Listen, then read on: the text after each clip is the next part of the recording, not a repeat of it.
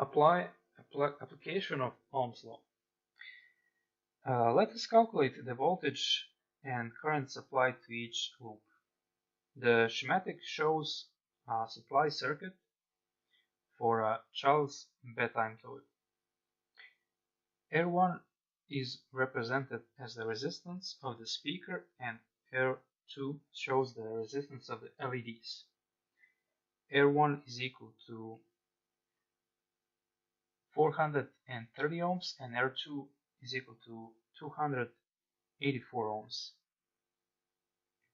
And the supply is a battery with 5 volts DC and 5 amperes of current. What is the voltage supplied to the LEDs and the speaker? First, we need to find out the current in the loop once the belly is pressed and switch 1 with S1 is closed. The supply offers 5 amperes of current, but the circuit will use only what is demanded by the loads. Using Ohm's law, we can reconfigure the formula to solve for current in the loop for I loop equals to voltage of the loop divided by the resistance of the loop.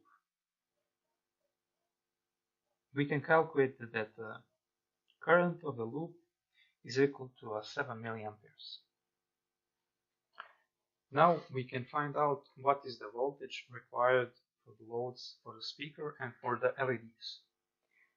For the speaker, it's simple.